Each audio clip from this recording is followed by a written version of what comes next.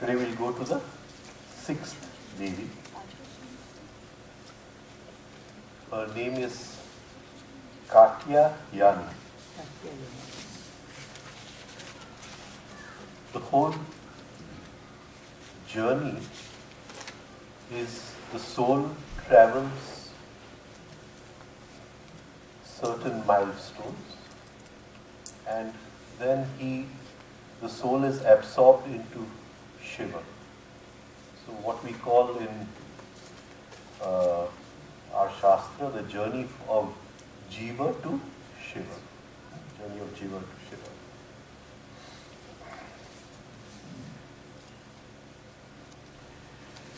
Now, we have gone through 5 stages of this journey, and the 6th is this Devi called Katyayani.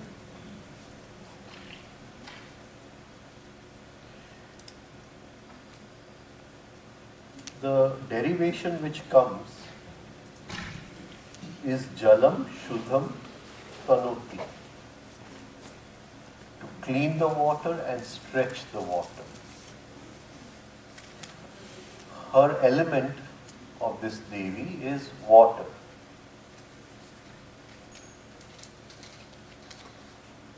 She has taken birth for a certain aim, and that is to kill the demon Mahishasur.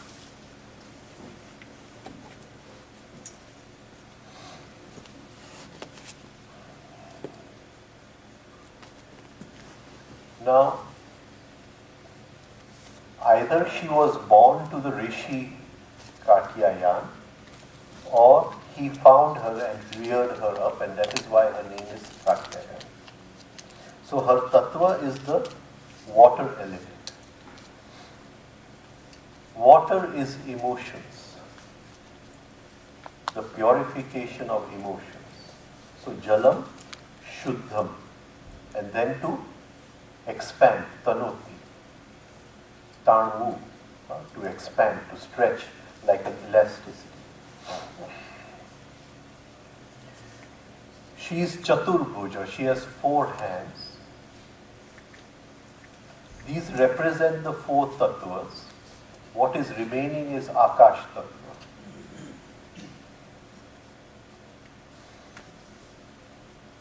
What does it mean in our emotions?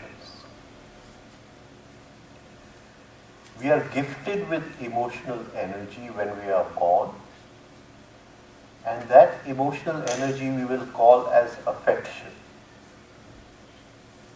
In Gujarati we will call it as Lagni.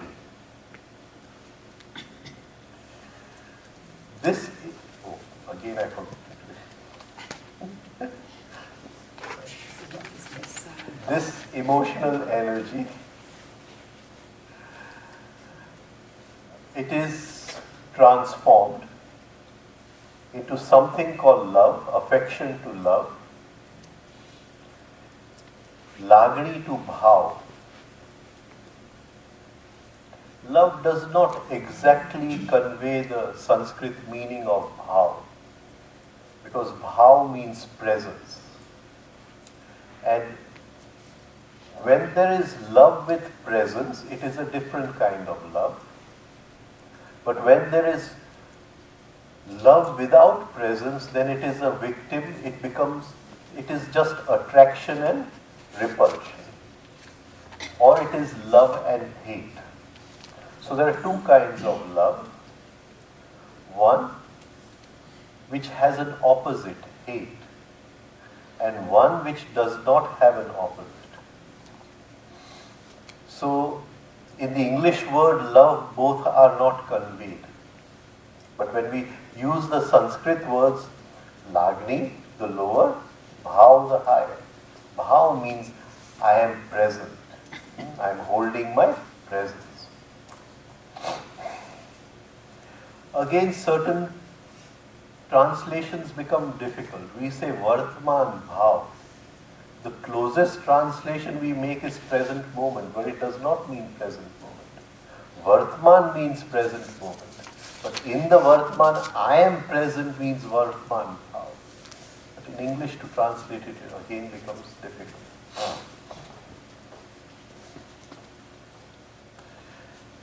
Lagni is personal. Bhav is impersonal. To be able to see the other as if he or she is someone else. I love my son, but I love him because he is my son. Lagni. But I am able to love my son if I can, as if I am seeing he is somebody else's son. It is impersonal. Then that Lagni has been transformed to bhav.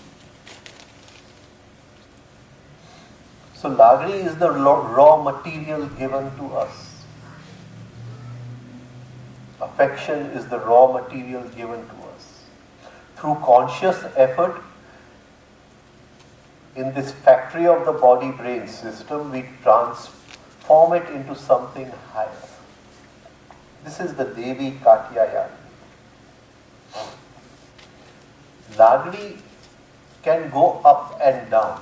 I can love my son more, I can love my son less. If he insults me or he goes against me, maybe my love will become a little less. In bhav, there is no up and down, it is always steady.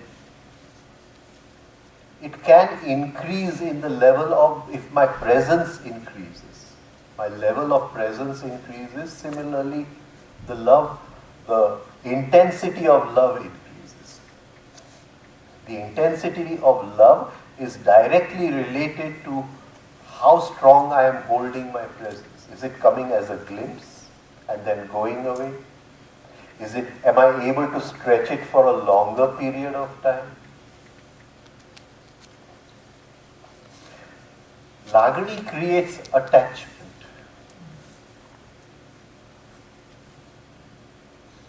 The I is attached. The I is attached to family. The I is attached to his religion. The I is attached to his material possessions. Lagni creates attachment. Attachment leads to identification with life, deeper hypnosis of life. It will never allow us to see the truth. Attachment is an avaran, an obstacle in seeing the truth.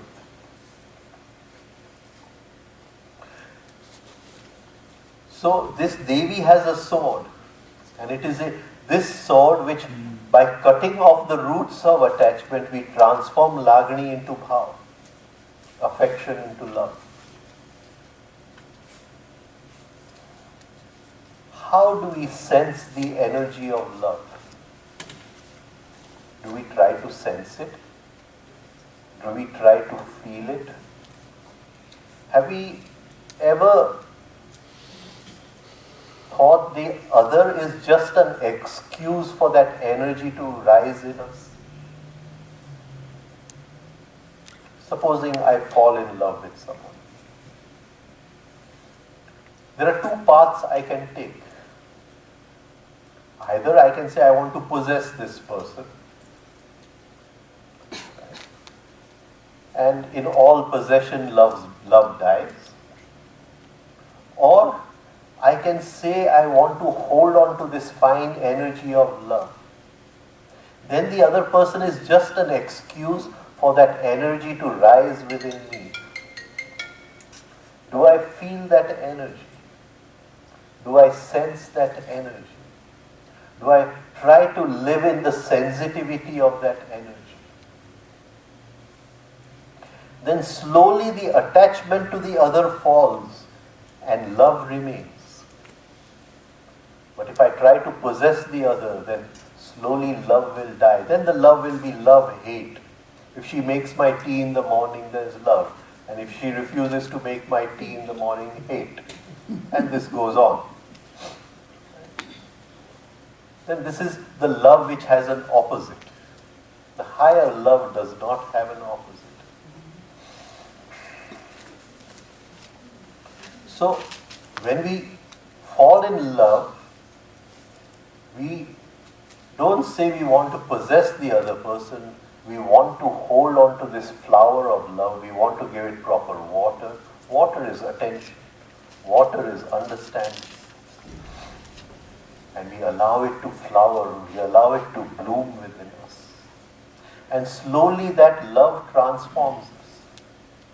It grows. It comes to our skin. When we touch someone, we touch that person with that love. When we speak to someone, we speak to that person with that love. When we see through the glasses of love. Life changes. Everything in life changes. Love is the biggest transformation. But it can only be transformed through conscious effort. It cannot happen of its own. Otherwise, we are in the swing of the pendulum. One side love, one side hate.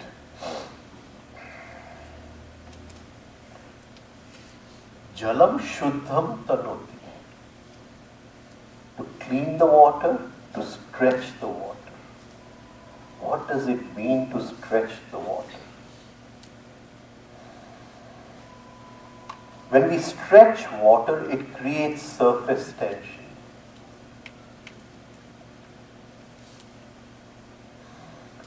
The power the energy which the water releases goes up manifold.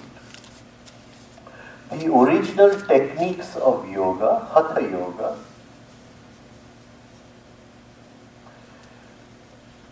were done in a certain surface tension of the skin. The idea was that you go through all the asanas and consciously keep your attention on the skin in such a way that you don't perspire. You hold the surface tension of the skin right to the highest point where you are about to perspire. And at that point you pause and you continue doing your exercises without perspiring. But you hold it there. And then the surface tension of the water in the cells of the skin changes completely. It gives us a different kind of energy. This is the energy of Katyayani. To stretch the water.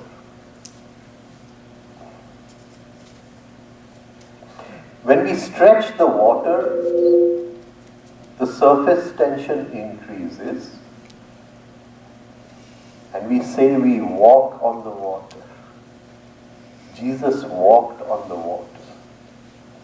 Now we can take that literally, that he really walked on water. Or we can say that now there was no attachment left in his emotions, and so he never drowned in the water. The surface tension of the water had changed, and he could walk on the water. Whenever we are pulled by attachment, we drown in our emotions. But now we have to walk on water. So we transform the lagni into bhav. And that cannot be done without double-arrowed attention.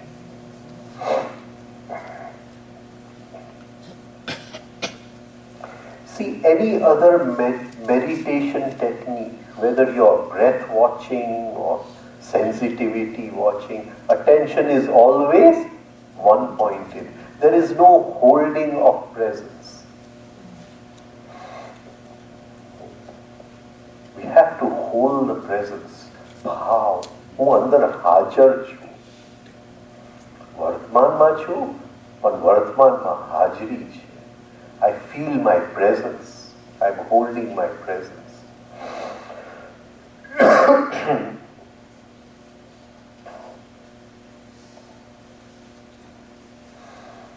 We change the quality of water. Water has the property to hesitate. When we drop a little water, it hesitates a little and then starts flowing.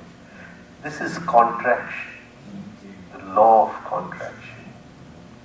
It's very important to change the quality of water. We see a headlight on the road, our eyes close, we hesitate. But we want to see the ultimate light. And our eyes close just with a small headlight. This inner contraction. I won't do it. I won't come. This inner contraction. So by changing the emotions, changing the surface tension, our emotional presence changes, we don't contract.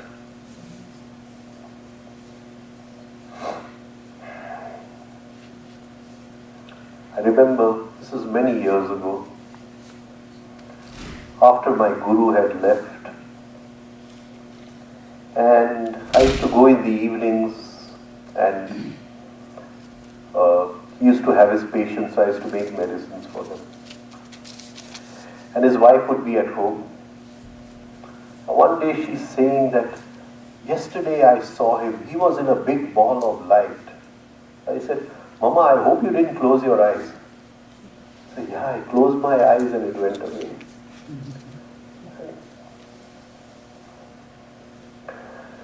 This inner thing, when we close our eyes, we can't, truth sometimes is very cruel. If we see a lot of blood, we close our eyes. If we see something has happened which we cannot assimilate, we close our eyes. And that can come in any form. It's open today. So we make this effort of increasing the surface tension of the water, expanding our emotions. We expand the consciousness, we expand the emotions. Another meaning of the word Katyayani is the plant that clears muddy water.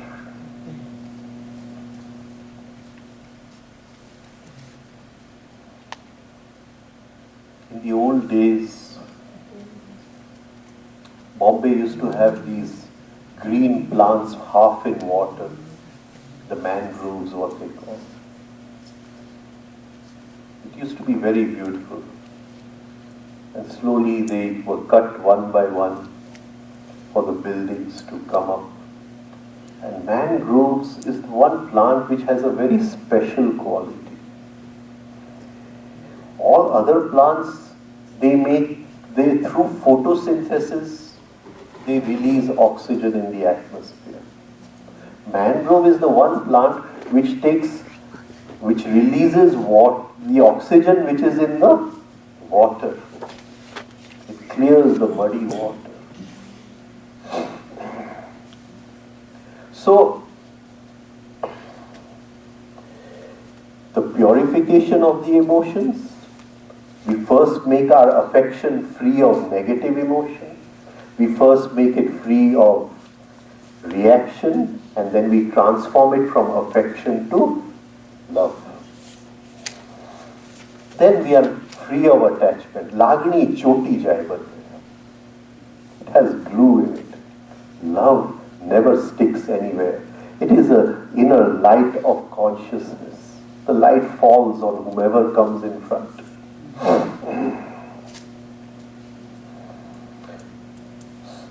She has 4 hands, and in one of the hands she is holding a sword. It is called the moon blade, Chandra Has, the moon blade.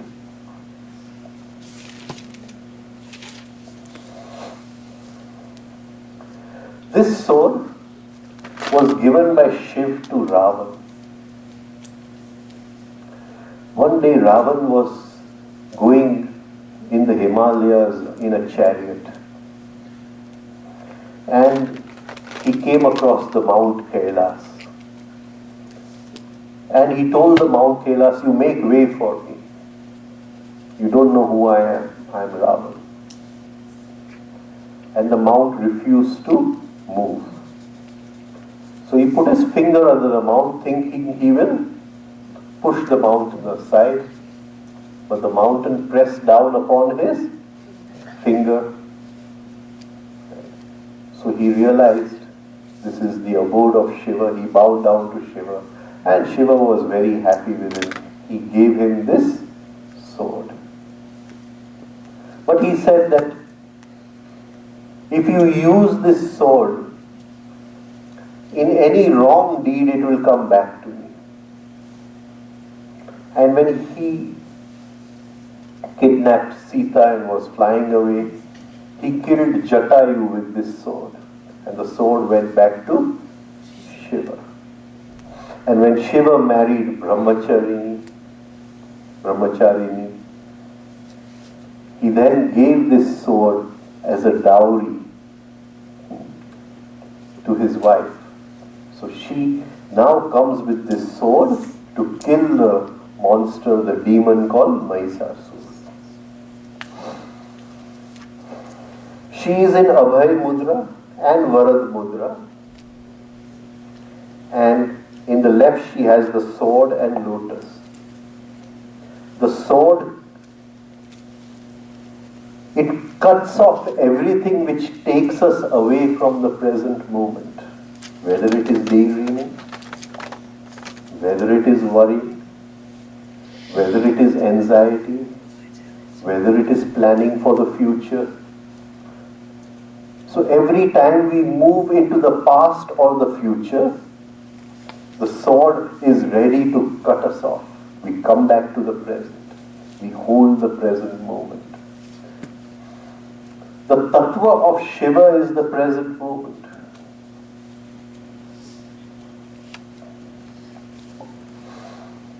So the sword is a symbol of Prithvi, which doesn't allow the ego to function, because for the ego to function we need the past and the future. And if we don't have the past and future, we hold our attention in the present, the ego cannot function. How do we make the present moment? What is the present moment composed of? Shana. What does a shana mean? We measure it in time, but really is it a measurement in time or is it something else? We relate to the world through the five senses. And every moment, the five senses together are making a frame of what they are seeing and experiencing. That frame of what they are seeing and experiencing, that one frame we call the present moment. It is like one frame in the camera. So there is nothing like time. It is the senses which experience life, and the senses can only take in life as a dot, as a picture. They can't take in everything. The mind can go in the past and future. I cannot take any of my senses in the past and future. The eyes have to see in the present. The skin has to feel in the present. The ears can only hear in the present.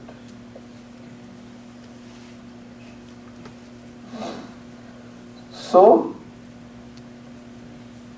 the present moment is a photograph which the five senses take together and goes in. Now to digest that photograph, to create something out of that photograph, the mind must be there. But every time the senses are taking a photograph, the mind is either before or after. It is never there.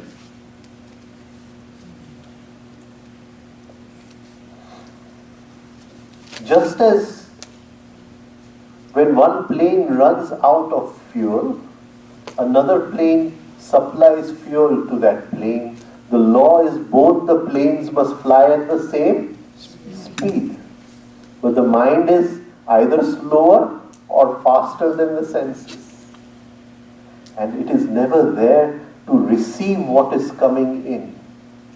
What is coming in? what is coming in. What is this? How do the senses work? The primary factor is attention. I throw attention upon you,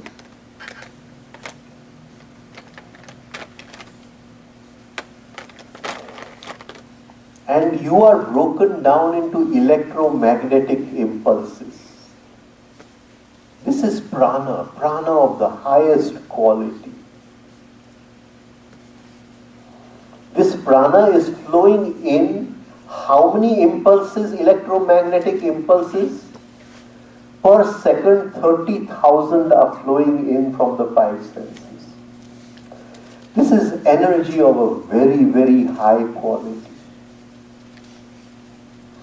Out of these, 10,000 go to the maintenance of the body. 10,000 go into the maintenance of memory, sanskar. And 10,000 hit an inner instrument which yoga calls as the manas. Now these impulses which are coming in as prana, it is not actually prana, it is vayu. They are matter in electronic form, swahalok.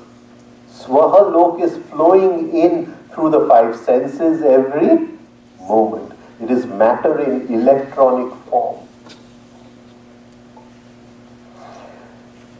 But the brain which they touch inside, not the physical brain, the brain which they touch inside,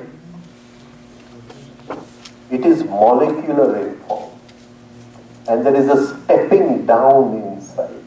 There is a stepping down. It cannot, what you call, 10,000 impulses are too much for that. It's beyond its capacity.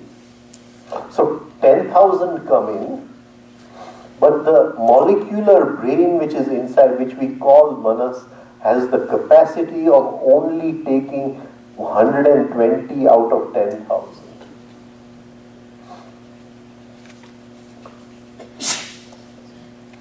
In the Gita, Krishna says, Matra sparshastu kaunteya.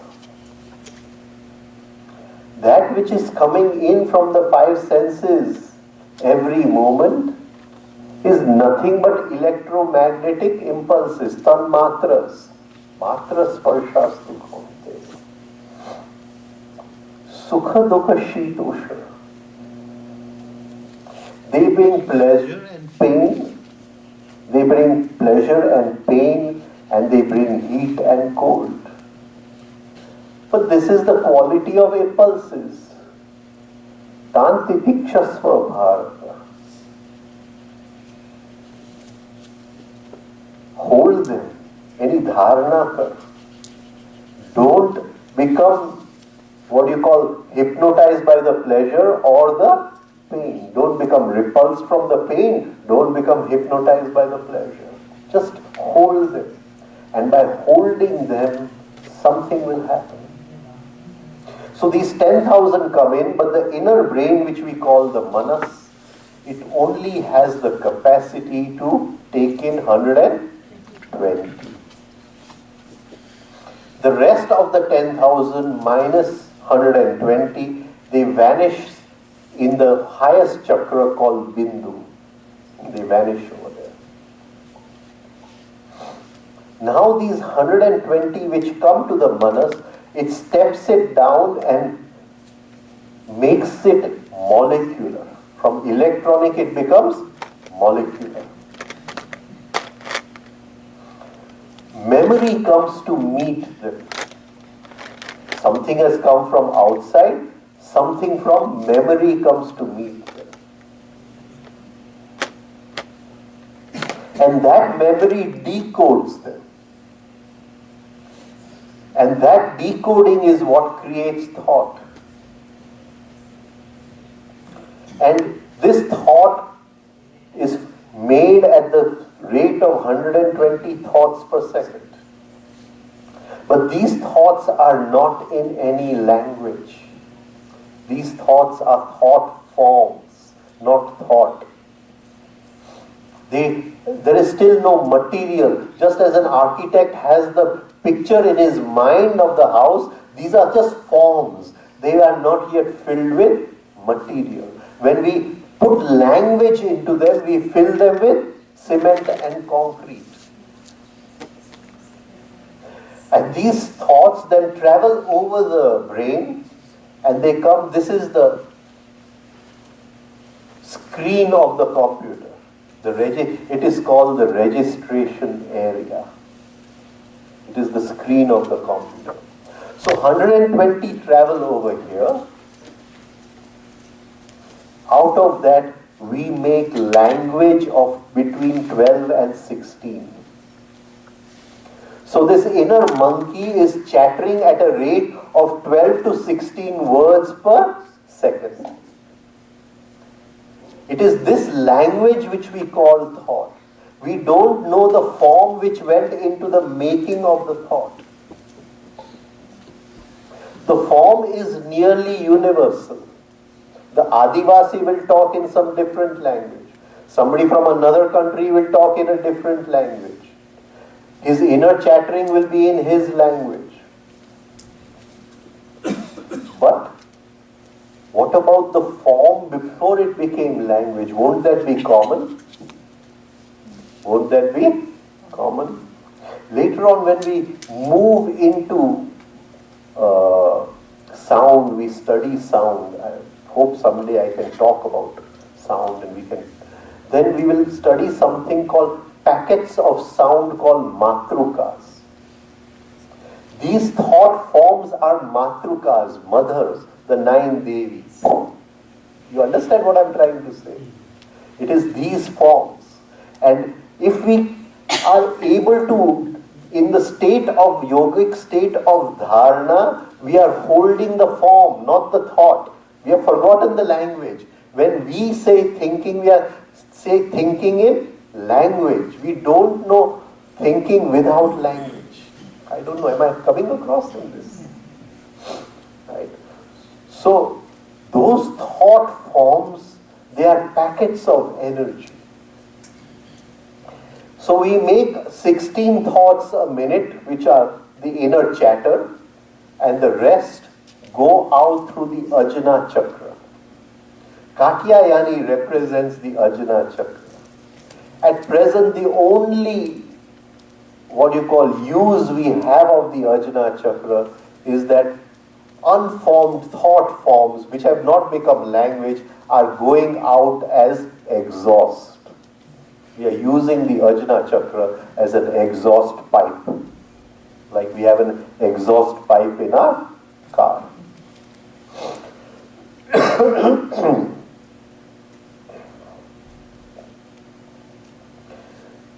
Now, if the mind is kept there when the senses form the photograph called the present moment, and those electromagnetic impulses come in, and we use the sword of Katyayani not to allow the mind to go in the past or the future, then memory cannot meet those impulses. Memory cannot meet those impulses. We don't allow the mind to go in the past or in the future. We hold it over there. When memory cannot meet those impulses, thoughts cannot be formed. Thought cannot be formed without the intervention of memory.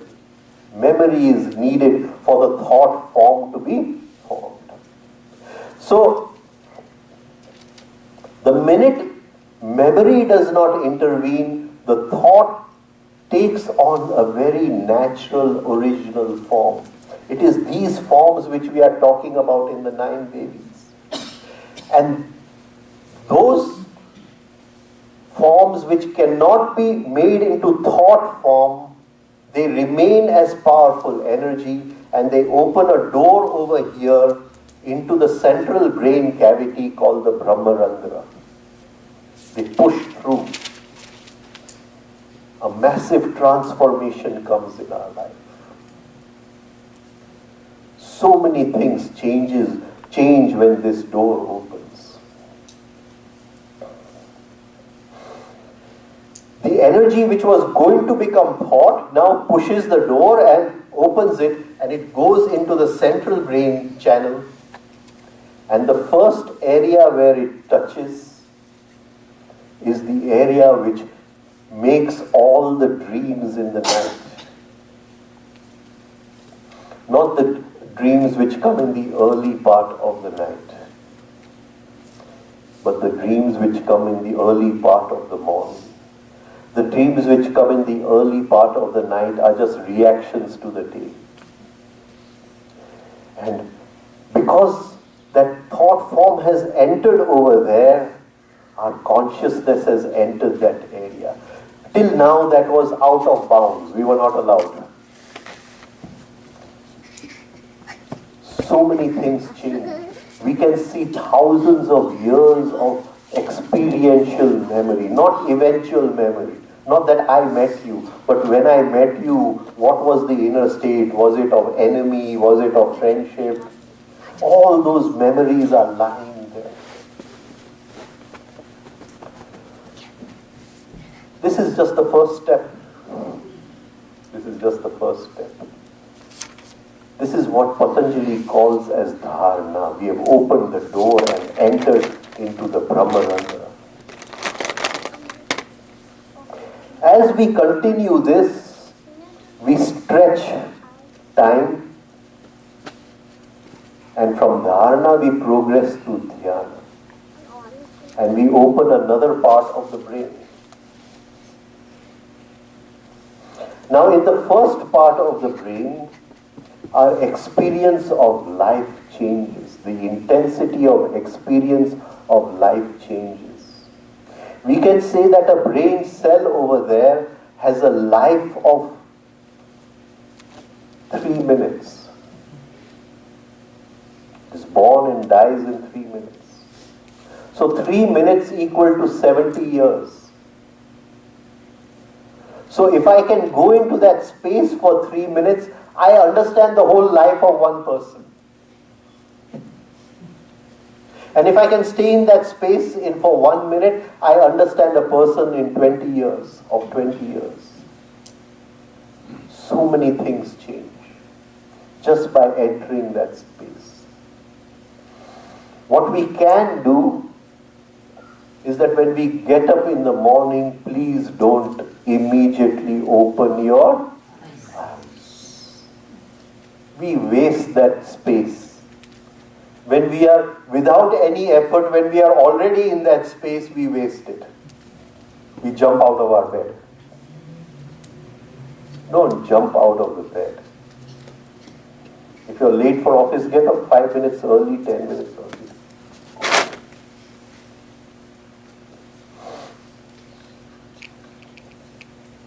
Life is becoming very fast. I remember when we were children in school, we had to wear our night suit and go to sleep. And the housemaster would come at night and check if everyone is wearing their night suit. And early morning PT would be exactly at 6:15. So to run to the PT ground would take 10 minutes. So everybody would get up at 6:05. And there was this system where we would wear our PT clothes and wear the night suit on top. Right? So 6:10 you get up, take out the night suit and run for PT. Don't do something like that. Get up, just wait in the bed. It's such a beautiful period. Everything which was in a state of suspension, the brain cells, the inner sanskars, the inner memories, they are all waking up. It's such a beautiful feeling. We always go outside and say, oh, the morning is so beautiful, the birds are chirping, and the sun is rising. And it's so beautiful outside, but it's more beautiful inside.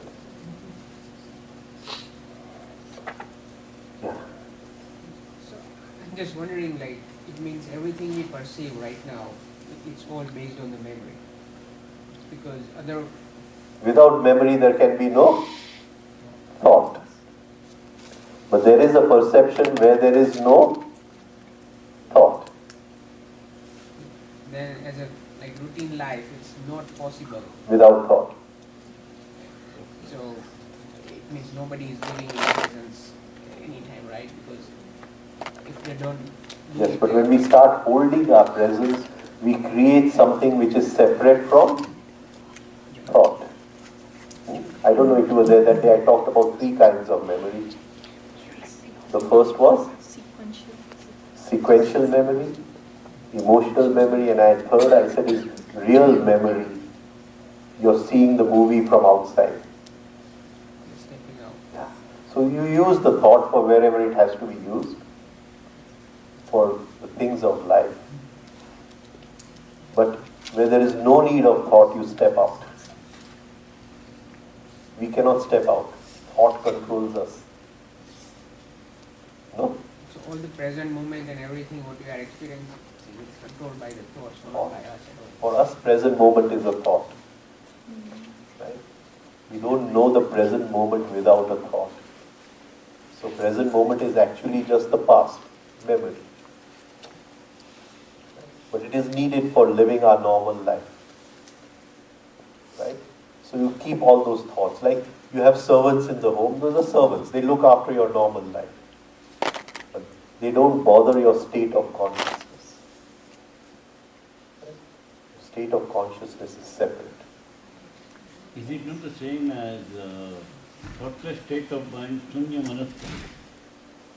It is the drashta. It is the drashta. Then a time will come when the drashta does not need the thought that he may be in thoughtlessness. Shunya manasya. Right. It may be. Right. But it's very difficult. There are 120 per second. Right. When everybody is talking about thoughtlessness, what are they talking about? They are talking about the language. They are not talking about thoughts. Can you understand what I'm saying?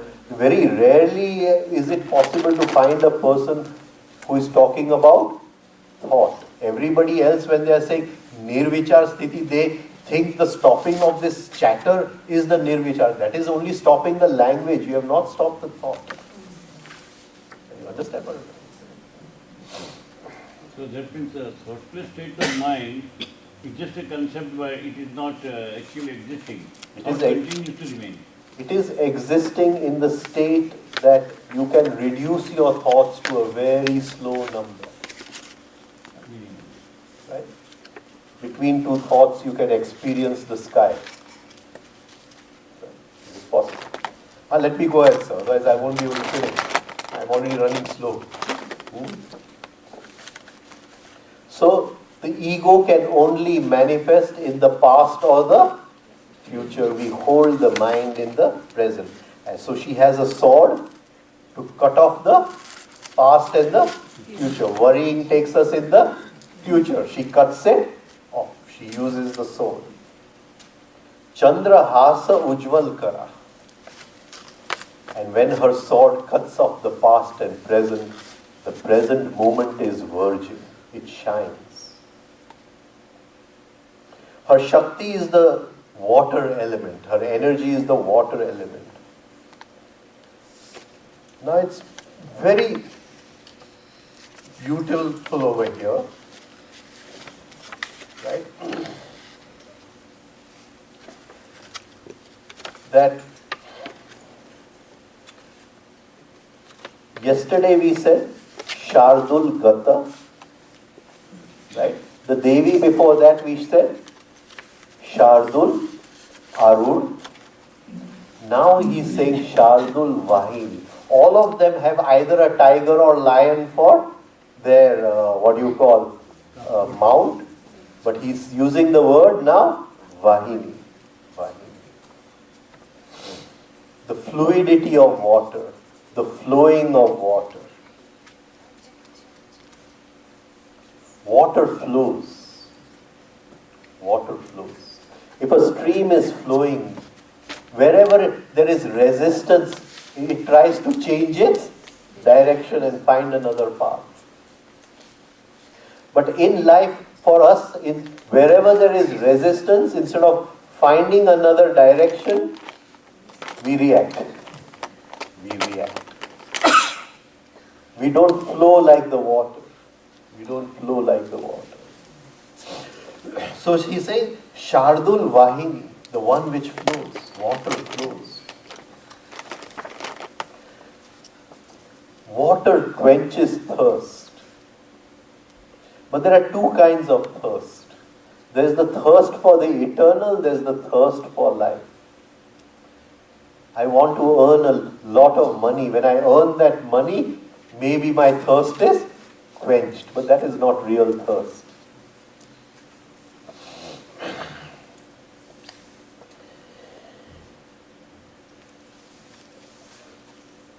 So she is called Danav Ghatini, the one which kills the Danav. Danav is the one which creates the illusive. We always live in some illusion. If I get a new house, everything will be all right. If I get a new car, everything will be all right. If I can earn so much money, everything will be all right. And if I marry this girl, everything will be all right. And this is an illusory thirst in life. I want this, I want that. This is an illusory thirst. And it is created by the sons of Danu. Danu means flowing water. The Danu. Just as we go on the road in the sunshine and we see water ahead, there's no water over there. It's a mirage. Mrukjal. So, what thirst do we have? Do we have thirst for the real or do we have thirst for the illusory? We have learned to swim because we have already killed the, demon called Tarkasur. So the one who didn't allow us to swim, we have learned to swim. Now we learn to flow. We learn to flow. In flowing there is no ego. In flowing there is a surrender to life. In flowing there is absolutely non-action.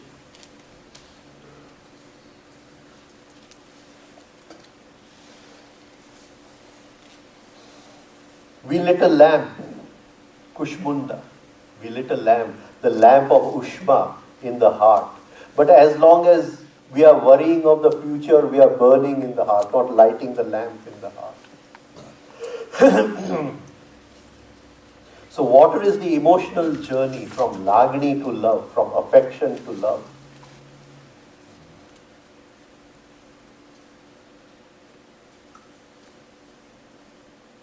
But we still get caught in pity and sympathy. And when we cry, our eyes get wet. And Mabel Collins has a beautiful saying, before the eyes can see, they must be incapable of tears. Beautiful book she has written, Light on the Path. Such a lovely book, small book, Light on the Path. Before the eyes can see, they must be incapable of tears. Because if I cry, then I'm already hypnotized. Then I don't see real. I see the illusion. Before the eyes can see, they must be incapable of tears. We'll think she's talking about somebody dry. No, she's talking about something totally different. So there is the sword which cuts attachment. It is the sword which cuts the past and the future. And then we flow in life. Each moment is fresh. Each moment is fresh. It is the mind which collects these moments of life. And because the brain is digital, we think everything moves from past to the future. This is the illusory time we live in.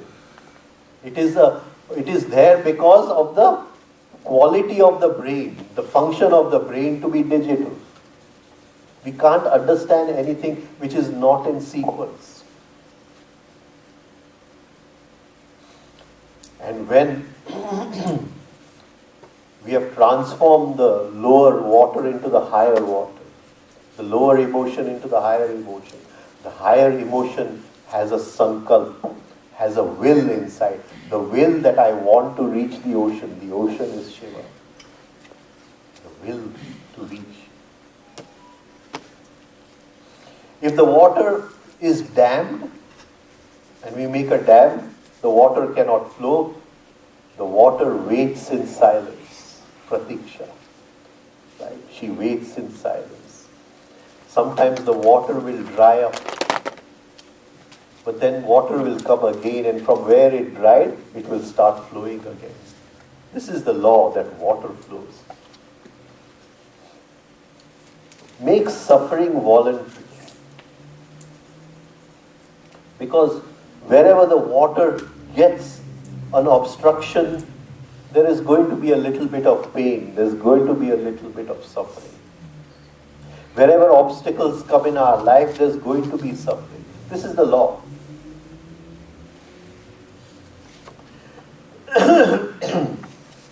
Try to understand. Again, I'll have to use Gujarati over here. દુઃખ સહન કરવું અને દુઃખ ધારણ કરવું. To endure pain and to hold pain. Both are different things.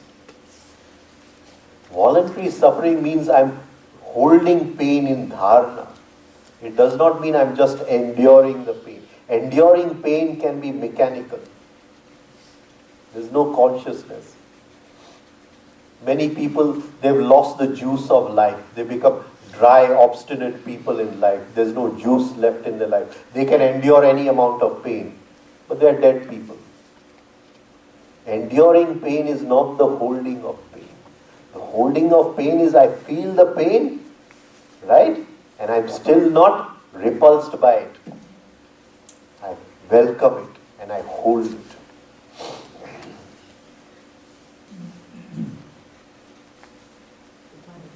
But to hold pain, we need a teaching which teaches us to hold pain. So she's riding on this tiger or lion. She is the energy which cuts off the past or future. She is the energy which frees us from memory. She is the energy which destroys the illusory. She is the energy which tears suffering away. Danav, that which creates the illusion. The Mahabharata, sometimes I wonder if there's any other book like the Mahabharata. Such a beautiful story. Dhritarashtra realized that he had to divide his kingdom. So he took a small part of his kingdom called Khandav 1. Khandav means where everything is broken. Khanda thing. Everything is ruined. Nothing can grow there. Nothing is possible over there. And he gave it to Yudhishthira. And he kept Hastinapur for his son, Duryodhana. He divided the kingdom. And Yudhishthira made a big mistake. He called the divine architect called Maidana to design a kingdom. And the Pandavas transformed Khandav 1 into Indraprasth. Indra means the energy of sensitivity. Everything is alive to touch. You touch anything, it gives you a feeling of joy. Till then it was dead. Now they made everything alive. Where there was barren, there became greenery. Where there were no trees, the birds are chirping. Everything became alive. From Khandav 1, it became Indraprastha.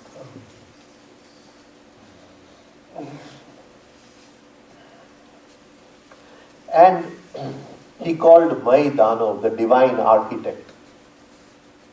And he said, you create a palace And he created this illusory palace. He created the illusory palace. You think it is plain ground, but you go and walk there, it is water. And you think it is water, you lift your pants up, and it is plain ground. And everything was illusory in that palace. And suddenly, this creation of the illusory became the final seed for revenge in Duryodhana's mind. He saw all this, and he fell down in the water, and Draupadi laughed at him. And that became the final straw. He had to destroy the Pandavas. What seed are we sowing? And Patanjali says, we think by the new car we are going to get happiness. We think by the new house we are going to get happiness. We think that by getting the transitory we will get eternal happiness. An atma ma atma ne jo. Patanjali calls this as avidya. To see the unreal as the real. And this is the story of our life. Our happiness is always dependent on something happening outside. Do we have a single happiness which is independent of anything happening outside? Either my son has to pass the exam or my daughter should get a good husband. Happiness depends upon something. Can we have independent happiness? And all happiness which is dependent upon something is illusory. It is not happiness, it is slavery.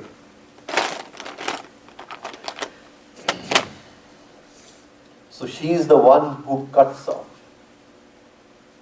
the Danav Shaktis. Bhut.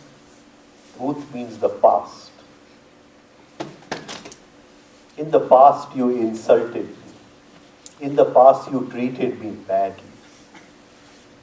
Right? That is the past. The water has gone ahead. But for us the water has stagnated. It's not gone ahead. It's not flowing. And from the bhut, what is born? The pret. Pret means that wound which has gone ahead. The past, the wound is lying there, and pret.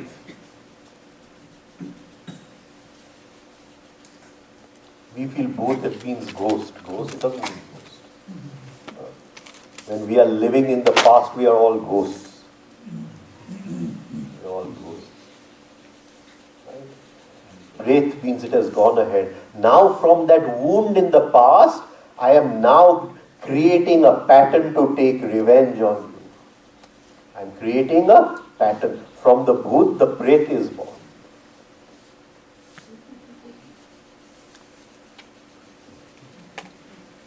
And then my mind creates the cunningness to fulfill my revenge. The cunningness, pisach. The cunningness to fulfill the revenge. All these are Danav Shaktis. And she is the one who's killing the Danav energy. જે બની ગયો એ આપણો જીવ ખાતું હોય ને એ ભૂત વળગી ગયો આપણને. What to say in English? I don't know how to say this in English. English, 26 letters we have to. અને એ બની ગયો આગળ ચાલે એટલે પ્રેત. And then I keep on getting thoughts and ideas. How to take revenge and what to do with her and this and that. I fill my mind with all this. And then you say Hanuman Chalisa, Bhoot, Pret, Nikat nahi aaye. Will it make a difference? Will it make a difference? Without understanding, nothing is possible. And people I travel all over and people are singing 10 times and 20 times. And I'm wondering. And there are competitions. In South Africa, they have competitions. Everybody is living in the past, holding on wounds of the past. Nothing has changed. You sung it one time, you sung it 100 times. Nothing has changed. The same pattern for revenge. I want to take revenge upon her. Nothing has changed. Maybe I'll pray to him to help me take revenge on him.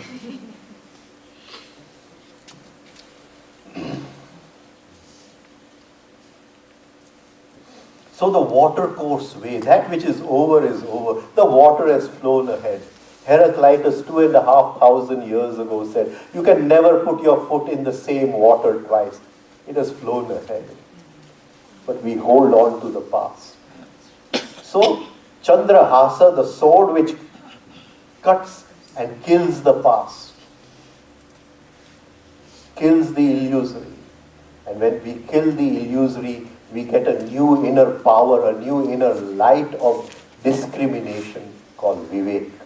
We are free of the illusory. Now the illusory, the wrong, it cannot attract us. We fulfill our duties in life. We collect our comforts and luxuries in life, right? But we are not attached to them. We know what we need a car to go from A place to B place, but then we don't say, I want this car only. We know, we fulfill the functions of life.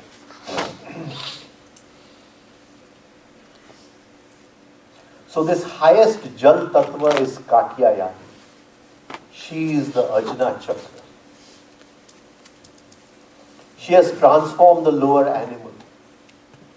She's riding the lion. She's transformed the lower animal.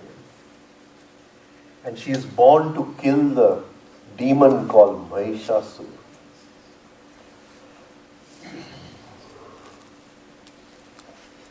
A king of the Asurs, he was attracted to a she-buffalo. And from this union, a human was born. He was called Mahish, meaning a buffalo. He waged war in the three worlds and made himself invincible. He prayed to Brahma, and Brahma gave him the boon that he will die at the hands of a woman. And then he created havoc everywhere.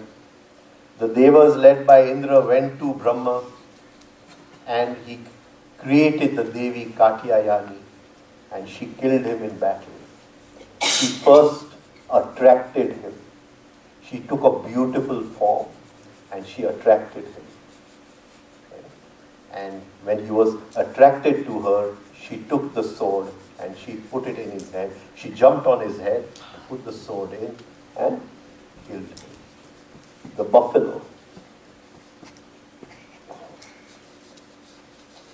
The buffalo, that which wants to remain static within us, which does not want to grow. Three forms of laziness within us. Intellectual laziness, emotional laziness, moving laziness. Three forms of laziness. Intellectual laziness is called mada, pramada. Mada, intoxication. People come and they argue and they don't realize that argument is a function of the lower. The higher knows there's nothing to argue about. And they keep on arguing that this is right and that is wrong. And they don't understand this is nothing but intellectual laziness. And you go and you say, please do these exercises. And they say, how many people have benefited from these exercises? And the proof of the pudding is in the eating. Do it for 6 months, no? And it's much better than any movie in the world when the wife comes to you. And she says, "Bhai, તમે આને જો ને આટલા વર્ષથી કરે તમને એમને દેખાય છે કે કઈ ફરક પડ્યો?" Oh, I love that one.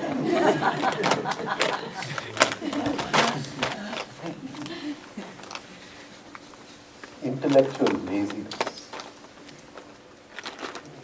You don't want to move, the buffalo. And nobody can win with a person who wants to argue. It's not possible. And that is why Karna, the one who only hears and argues.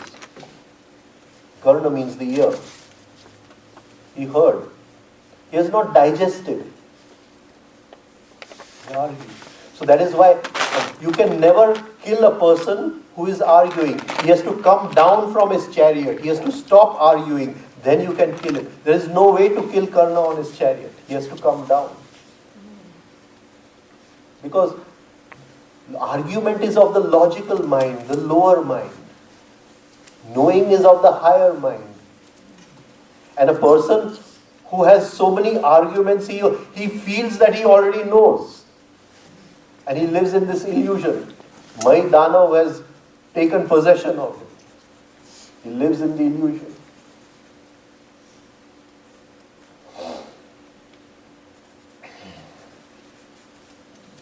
So she kills intellectual laziness, emotional laziness. I don't feel like doing it. Maro mood saro nathi. And people are hypnotized by their moods. They'll go to a hill station where everything is beautiful, but oh, my mood is bad today. Cannot see. How can you see beauty? How can you see beauty? And the moods keep on changing. The dark mood to darker mood. Intellectual laziness. Victim of moods. And many times when you're going to meet that person, just first find out which mood he is in. If he's in a bad mood, don't go. Which mood he is in. Intellectual laziness. Emotional laziness. And then of course is the normal laziness. I don't want to get up. I don't have the energy to do it. We don't have enough of vital energy. And we don't realize that all vital energy we waste because the monkey is over chatting. We waste the vital energy. The monkey is over chatting. These are three forms of laziness. They're symbolized by the buffalo. The buffalo loves to live in water. It doesn't want to move. It wants to live in the mud. It wants to live in the lower. And Katyayani, she takes the sword and she kills the buffalo. The sixth Norta, the sixth day of Navratri, falls in Jyeshta Nakshatra. If you look at the constellation Scorpio in the sky, the middle bright star is Antares, Jyeshta. Antares. Jyeshta means elder sister. Jyeshta means that which is excellent. Its lord is Mercury.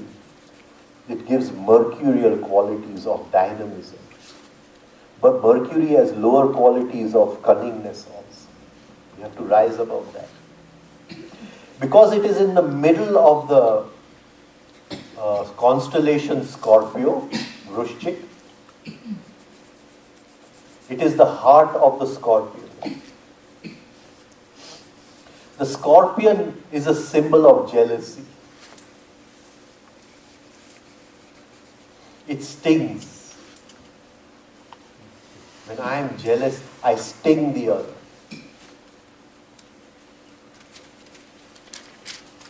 It's hard work to be free of jealousy. Jealousy is in the Vishuddhi Chakra. But now we have come into the Ajna Chakra.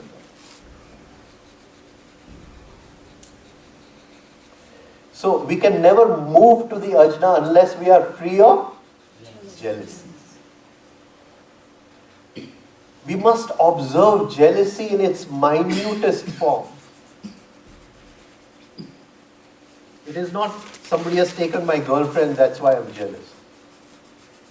It's not just that.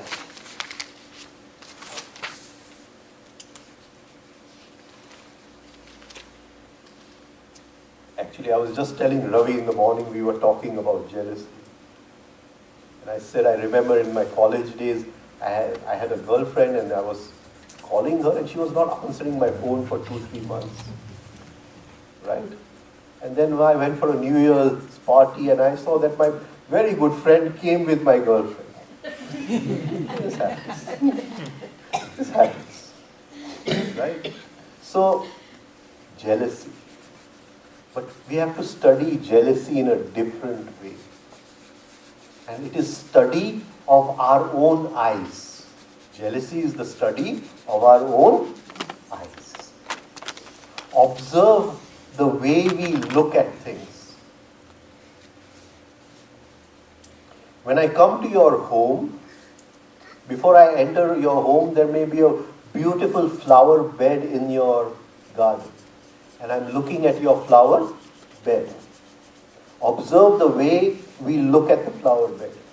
And when I come into your home and you have this beautiful china crockery, do I look at the crockery with the same eyes I looked at the flower? Or is there a tinge of jealousy, the athana of jealousy inside? Can you understand? Don't struggle with a big jealousy or somebody took my girlfriend. Try to observe it in the small things in life. What way we look at things. Maybe somebody likes watches and he sees somebody with a good watch. Immediately go behind the eyes and see in what way am I looking. That is why the yogis went into the jungle to study the natural look. What is the natural look? I'm not jealous of a tree in your garden. Maybe if you create bonsai, I may be jealous, I don't know. Right? But I may be jealous of your TV or your curtains or something. So, jealousy is studied by going behind the eyes. Now, this Anjna Chakra is very, very important. And we are going to practice something. When we wake up in the morning,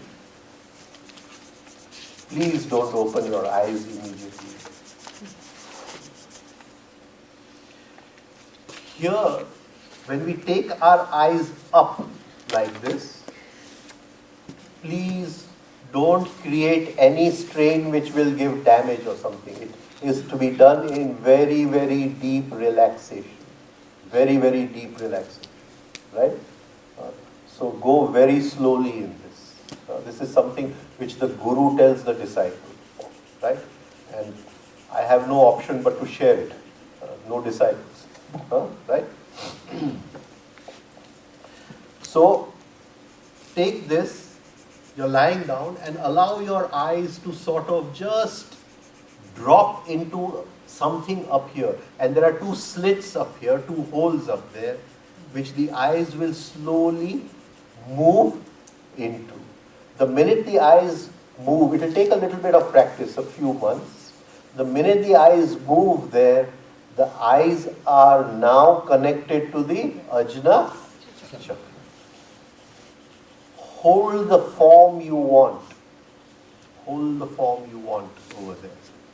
Right? So, you can hold the form of the Devi. If you've seen the statue in the temple, you can hold the form of the temple.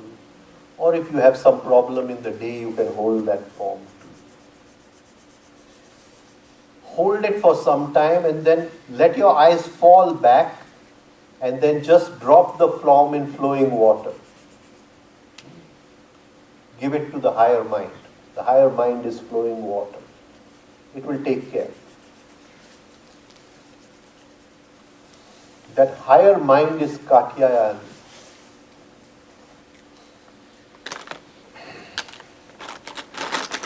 So you can do this. Practice it very slowly. On the day of the 6th Norta, the flowers which we use to invoke her is the rose flower. My problem with the rose flower in America, it doesn't have the fragrance like the rose flower in India. It doesn't have the same fragrance. Right?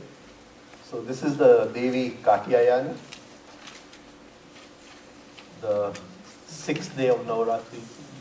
We still have half an hour. I'll try to go into the 7th day because we'll have to finish tomorrow.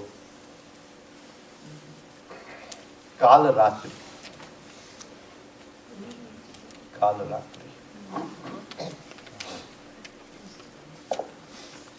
The lord of the night is the moon.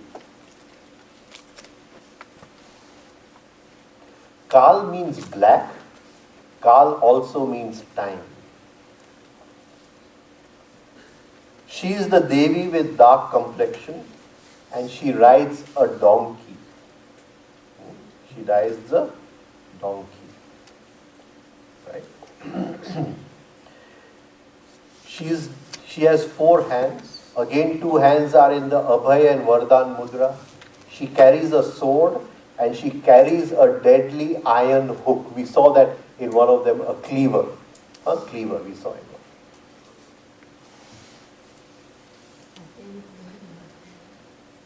A donkey is called Khara. Khara Asthita.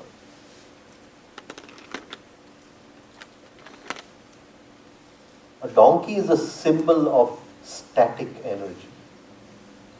The horse is always moving, but the donkey, he just stands where he is, what you call, bound or tied.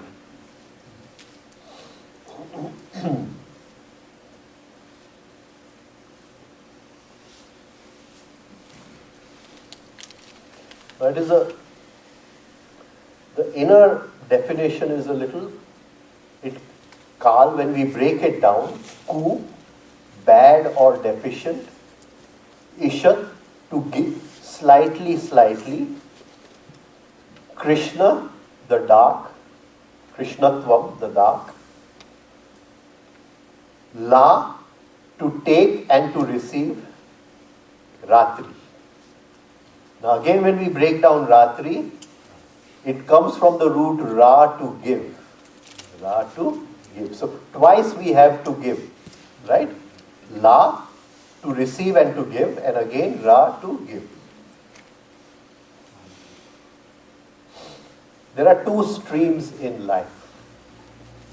That which takes us deeper into attachment and that which takes us free from attachment, makes us free from attachment. My guru used to call them the attachment center and the unattachment center.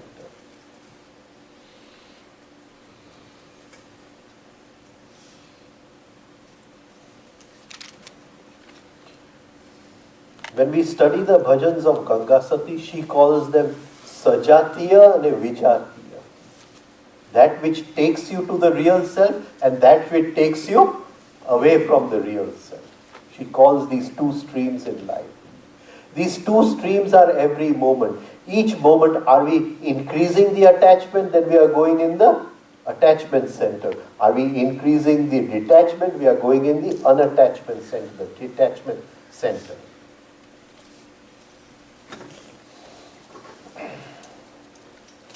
That which takes us on the road to the detachment, to the highest detachment, is the 9 Devis.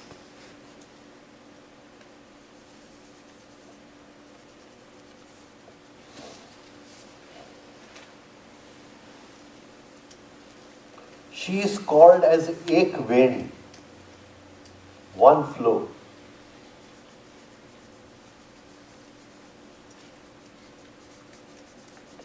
Patanjali says, Tat Pratished, Ek Tattva Abhyas. To get rid of the kleshas and all their accompaniments, have abhyas of one thing only. One thing. And then he says, what is that one thing? Prana.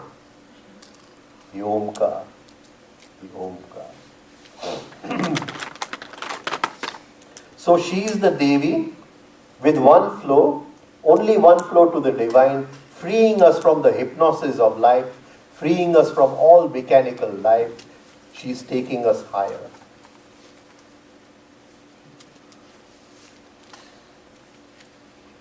Kaal, and the energy of Kaal. Kaal is called as Mahakaal, and the energy of Kaal is called as Mahakali. What is Mahakaal? What is Mahakaal? We have individual time and cosmic time.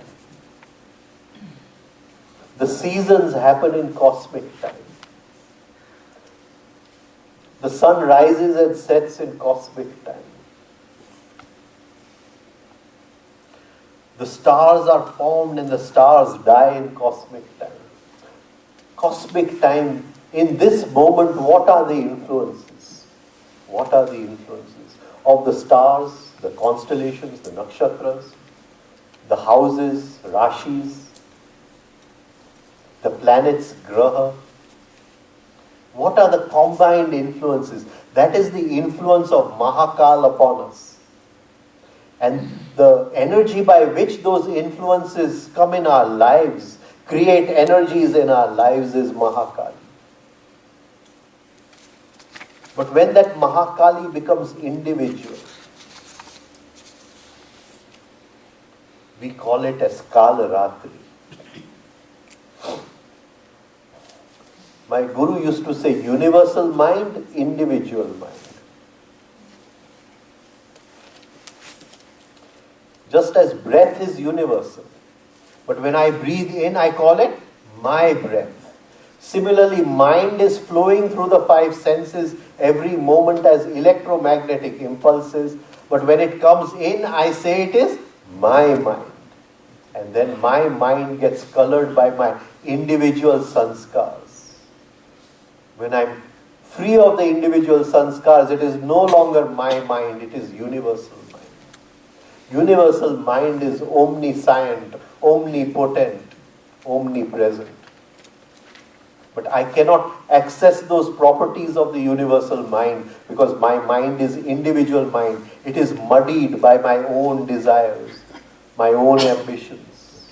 I cannot become one with universal mind. So when we study Mahakaal and his Shakti as Mahakali, we say, what is that Shakti in my individual mind? What is that Devi in my individual mind? It is the Devi Kalratri. She is the symbol of everything that is happening in cosmic time. Ratri is connected to the moon.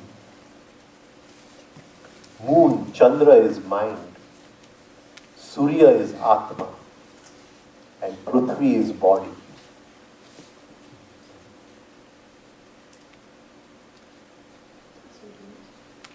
Now, this does mean something in this.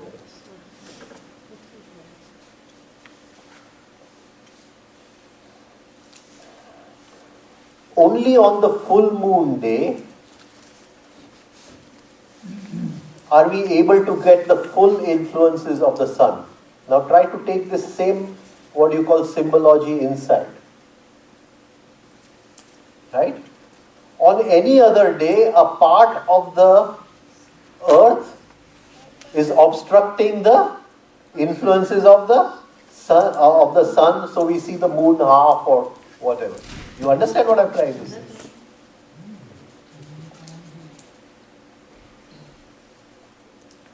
This intervention of the earth between the sun and the moon, it is what we call as tithi.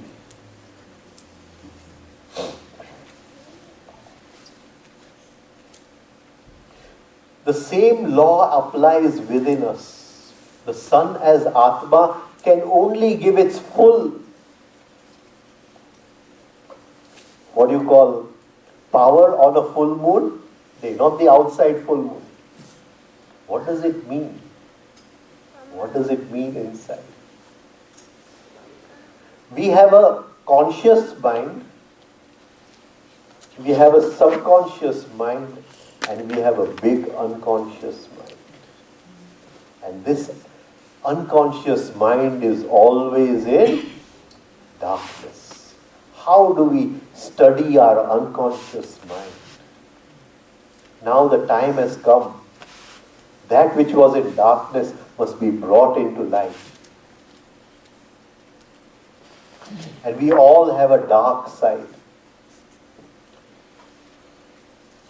How do we study this dark side within us?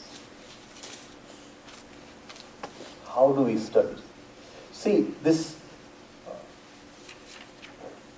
Devi has come to kill two demons. Their names are Shumbh and Nishumbha. Nishumbha. What does it mean? What does it mean? How do we study our unconscious part?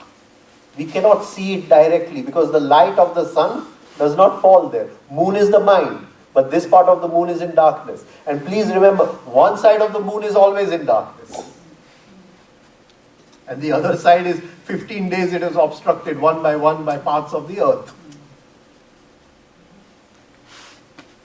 And we want to study the full thing, the whole darkness. How are we going to study? Where do we study it? Where do we study it? Now, we live in the world of opposites. Every thought has its opposite, every emotion has its opposite. We have not freed ourselves from the world of opposites. This is called the law of Dvaita. I love my wife, but that love is supported by something called hate. But that I say there is no hate. I love her all the time. But because I'm mechanical, I don't know. So many times I may even get the thought, oh, if I didn't have this wife. Right? And it happens. It happens.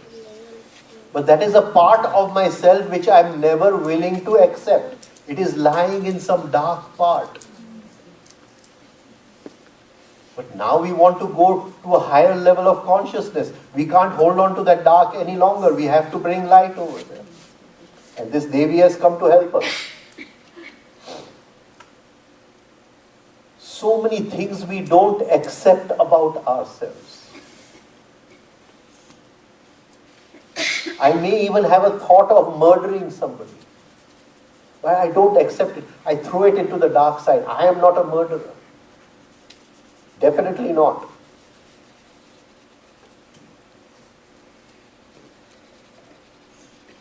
Sometimes racial characteristics are so strong.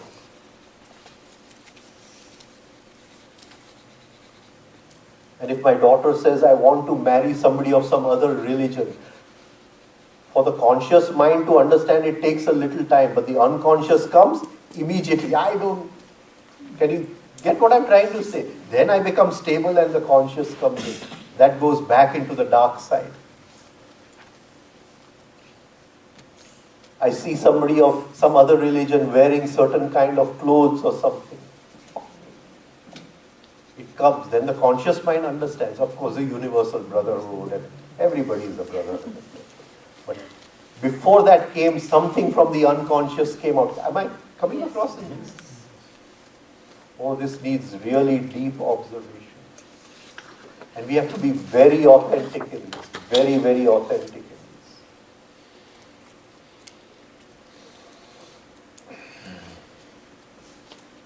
And we fear that part of ourselves. We never want to see that part of ourselves. And when we are authentic about it, suddenly we'll see that even when we are seeing an 80-year-old woman, there may be a thought of sex. Immediately we throw it back inside. Throw it inside. These things should not come out. They better remain over there. But they are lying over there. And so much is lying over there. And now the time has come to make the Ratri into Divas. To change it. The time has come. And this Devi, she cuts that off. So many things which we cannot see within ourselves, we see in others. So many things we are never willing to accept are lying within us. People who take drugs, when you study them, you talk with them. And many times you see that it's been a bad childhood. A bad childhood. The mother has not loved. The father has, not been gentle with the child, maybe violent with the child. And that has created a kind of inner knot of resentment, dissatisfaction. And they go to drugs. And I tried working with them, and it's very difficult. It's very difficult. And after some time, it was not possible. But I remember going to the mother and father and saying, can you help a change in attitude?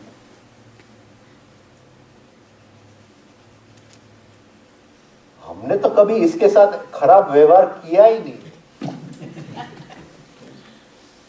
Not willing to accept. And they have treated the child like this. But they don't, even in the memory it is not there. They've thrown everything into the, we have only loved him. We have only loved him. But it's lying there in the unconscious mind. I remember one husband and wife, young couple, very young couple. And they used to phone me 4 or 5 times in a day. Either the husband would phone or the wife would phone. And they would be fighting all the time. And then the husband unfortunately died at a very young age.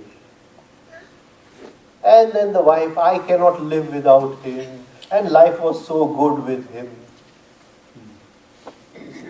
All that, she doesn't even remember it. It's all gone into the dark side. And that is what I am. Can you see? If I get married again, this is what I am. It's going to come out again, the dark side. And this dark side has to be cleaned. For that we need the energy of the sun, the rays of the sun. We have to rise in consciousness. So we see it in 2 ways. We see, first we project it upon somebody else. That is, a lot of anger is lying in my dark side, but I say, she is a very angry person. Can you understand? I project it upon somebody else. This is called as the Rakshas, the demon, Shumbh. I project it on somebody else. And then I don't accept it. If she says that, I have seen anger in you, of course not, never. You're lying. Right? I'll never accept it. It's lying there. Nishumbha. I don't accept it of myself. So I project it on others, and I don't accept it when somebody tells it about myself, tells me about myself. And I live a big lie. I live a big lie. And these 2 Rakshasas must be killed. And that is why this Devi Kaal Ratri has come. She has come to clean our dark side, our unconscious mind. She is the sword. She has that special hook.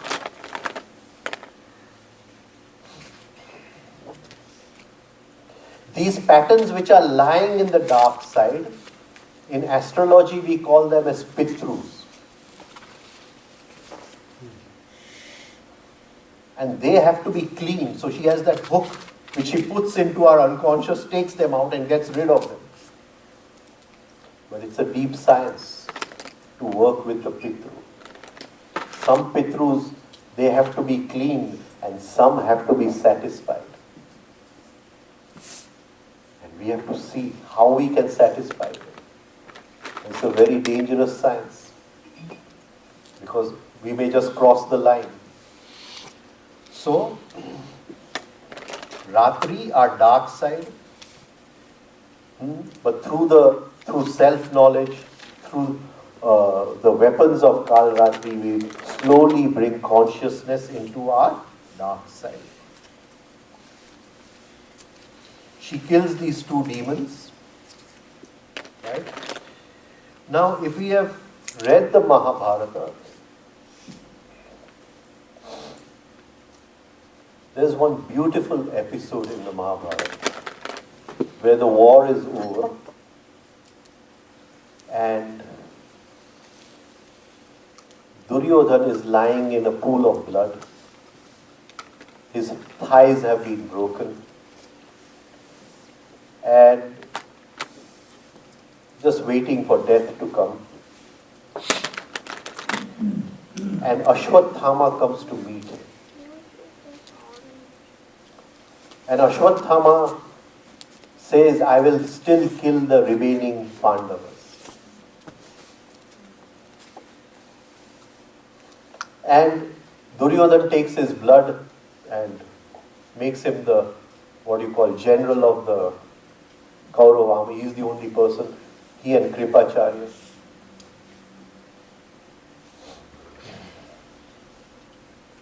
And they go into the Pandav camp at night. Luckily, the 5 Pandavas have not slept there. They have gone into the enemy's camp to sleep. But all the others are there. The whole army of Draupadi's father, Panchal, her brother, her children. And they take on, Ashwatthama invokes Kalratri. He takes on the form of Kalratri and he kills everyone. Very terrible form. The most terrible of all the Devis.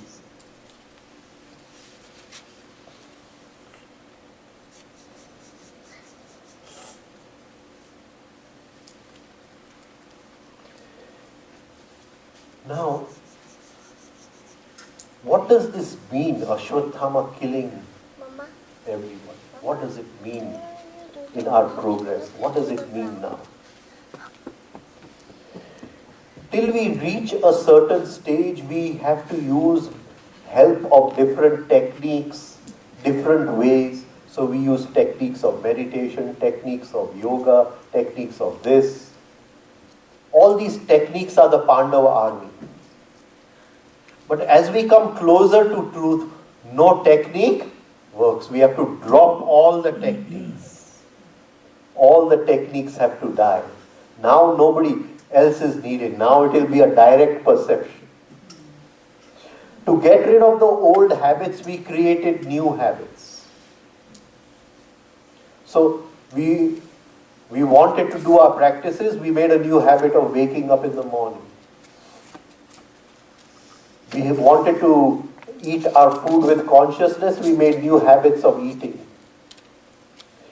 We wanted to be free of reaction, we made the new habit of the pause, what Patanjali calls as Nirodh Parinam. All these were new habits. These are all characters in the Mahabharata. We created all this to help us rise on the path of consciousness.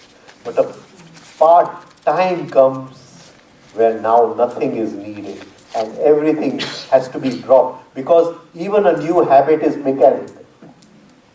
Even a new habit is, and there is no place. This is the time when the disciple and the guru part. Now, the outer guru cannot help the disciple any longer. He has to now move on the journey on his own. From Kalratri, the next 2 Devis, the disciple is on his own. There is no one to help him now.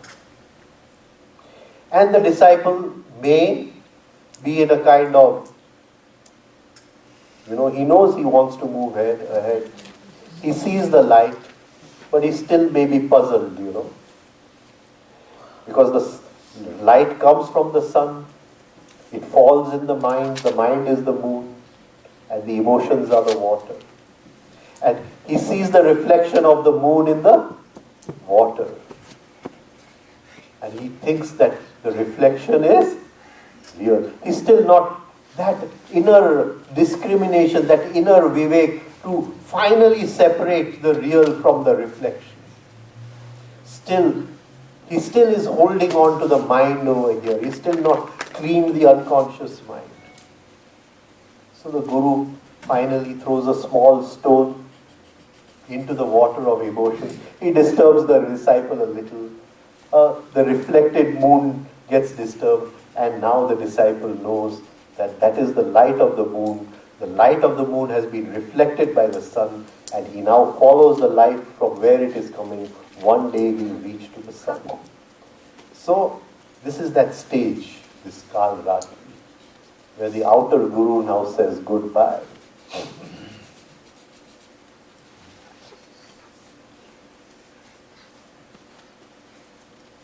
It's very funny, but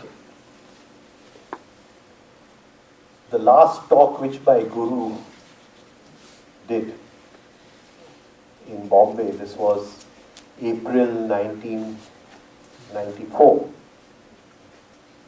And then he left in May 1994. And the final line he said in his talk was, and at this point, the growth of a disciple at the feet of the outer guru is over. He has to now use his life to find his own way. This was the final sentence which he said. So, we understand this energy of Kaal, Ratri. We use it to free ourselves of the unconscious mind. Now, Krishna is female energy, Krishna is male energy.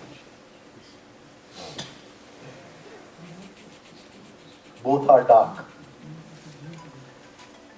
Both are dark. And now we learn the dance of male energy and female energy.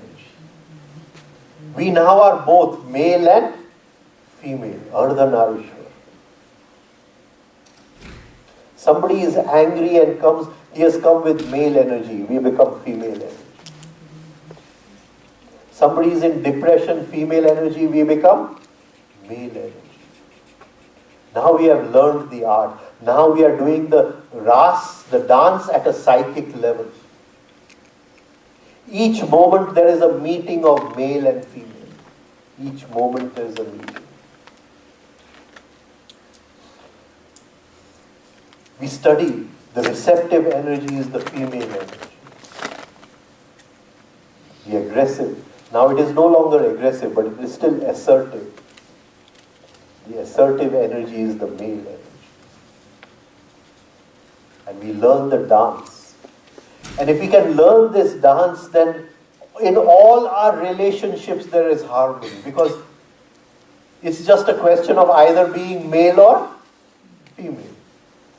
The wife is very angry, she is male, you become female. Harmony. Now nothing in life is contradictory any longer. Everything becomes complementary. Complementary to that. This is the final union. We have cleaned the dark side. We have understood the energies. Somebody is lying. Somebody is untrustworthy. He is active, the male energy. We become passive. What more can he do? Right? We strongly dislike somebody. We have become male energy. Again, become passive, female energy. Balance it with female energy. Slowly we will learn this dance of male and female energy.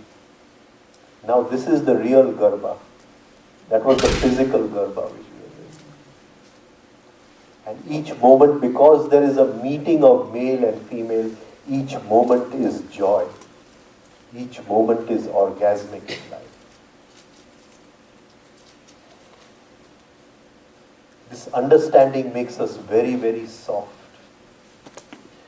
She is connected with the Sahasrara Chakra. The Sahasrara is the biggest chakra. The 1,000-petal lotus. It moves anti-clockwise. It is that which connects us with everything in the universe. Now we are no longer a physical form. We are just the form of energy, the inner dance of energy. And wherever there is energy, we connect. These two chakras are the screws which attach the physical body to the astral body. Sahasrara up, Mooladhara down. That is why by turning them clockwise, we unscrew the physical from the astral. And at this point, we learn to do that.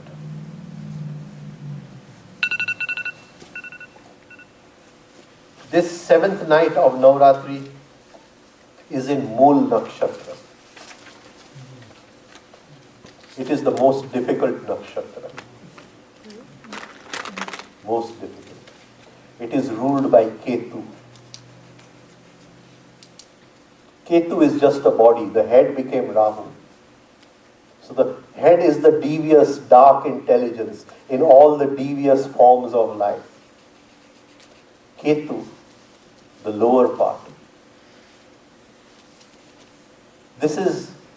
We now have to work very hard on ourselves to free ourselves from the dark side.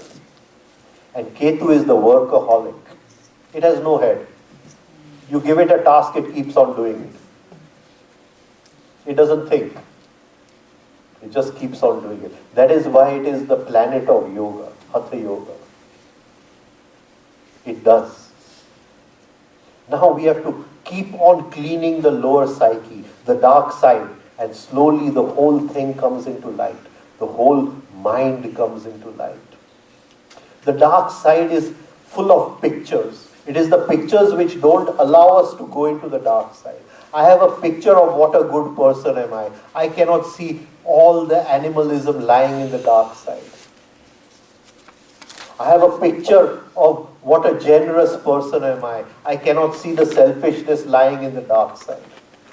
It is these pictures which are stopping me from taking the light in the dark side. We have to get rid of those pictures. But we defend the pictures. We say, no, I am a very generous person. And I never lie.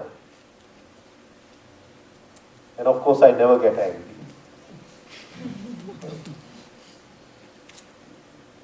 And these pictures which we create about ourselves, they never allow the light to penetrate into that side.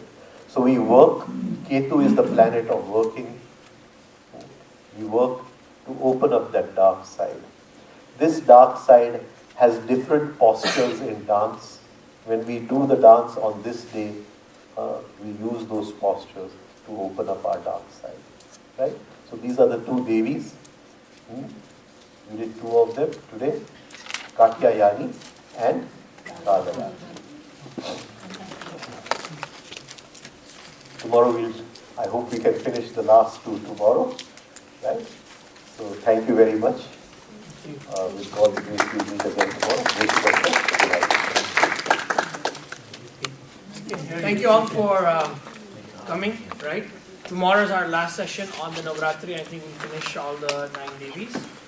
For all of you guys on Facebook, we'll continue on over here. After the session over here, Rajan Bhai then goes to Chicago, and then to Washington, DC, and then to New Jersey. And we'll try to continue to post everything on Facebook Live, right? So everybody can take advantage of all this. So this Saturday, we have a special session for the face exercises based on some people's request. So it's the first Saturday of the month. So on the first Saturday of the month at 11 o'clock San Jose time, we generally have the exercises where Hema Ben teaches them. But this Saturday with Hema Ben, Rajan Bhai will also be there. And we'll go through the face exercises from a practice perspective for everybody. It's only a 1 hour session from 11 to 12, so try to be on time if everybody's interested, right? And as Rajan Bhai mentioned, next Wednesday there's an informal, very fast session which may last 3 to 4 hours, maybe 2 hours, depends on how it goes, on the law of octaves and the law of pendulum. So that will be next Wednesday. And the law of 3 and the law of 3 or law of 7? Yeah, law of 3. The law of 3 is tamas, rajas, sattva. Yeah. And it works in the law of 7 as well. Cover that, yeah. So that's the program. Hope to see everybody tomorrow. Same place again at 7 o'clock.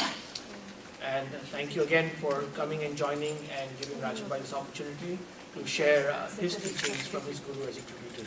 Thank you so much. Thank you.